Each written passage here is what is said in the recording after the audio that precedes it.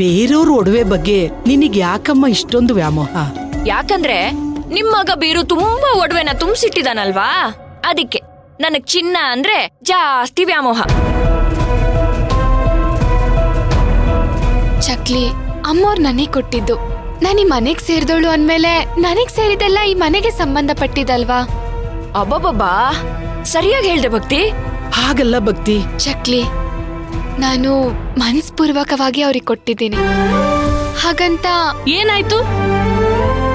ಯಾಕೆ ಇಷ್ಟೊಂದು ಜೋರಾಗಿ ಮಾತಾಡ್ತಾ ಇದ್ದೀರಾ?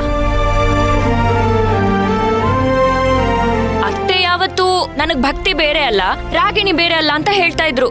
ಆದ್ರೆ ಇವತ್ತು ಮಗಳು ಬೇರೆ ಸೊಸೆ ಬೇರೆ ಅನ್ನೋದನ್ನ ಸಾಕ್ಷಿ ಸಮೇತ ತೋರಿಸ್ತಿದ್ದಾರೆ.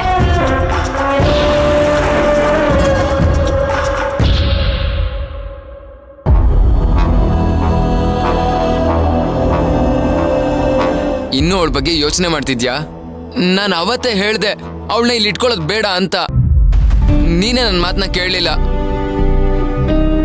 ನಿಜ ಹೇಳು, ಅವಳು ಹೋಗಿದ್ದಕ್ಕೆ ನಿಂಗೆ ಬೇಜಾರಾಗಿದ್ಯೋ ಅಥವಾ?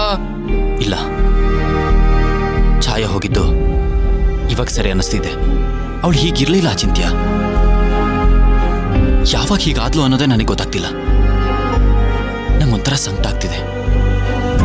ನನ್ನ ಜೊತೆ ಮನೆಯವ್ರು ಇಲ್ದೇ ಇರ್ಬೇಕಾದ್ರೆ ಅವಳು ನನ್ನ ಜೊತೆಲಿದ್ಲು. ತುಂಬಾ ರೂಢಾಗಿ ಬಿಹೇವ್ ಮಾಡ್ಬಿಟ್ಟೆ ಅನ್ಸುತ್ತೆ ಕಣ. ಇಲ್ಲ, ನೀನ್ ಮಾಡಿದ್ ಸರಿಯಾಗಿ ಇತ್ತಣ. ಇಷ್ಟಪಡೋರು ಯಾರಾದ್ರೂ ಅವಳ ತರ ನಡ್ಕೊಂತಿದ್ರ ಹೇಳು? ಈಗ ಚಿಕ್ಕಿನೂ ನಿನ್ ಫ್ರೆಂಡು, ಅವಳು ಯಾವತ್ತಾದ್ರೂ ಈ ತರ ನಡ್ಕೊಂಡಿದ್ದಾಳ? ಯೋಚನೆ ಮಾಡು.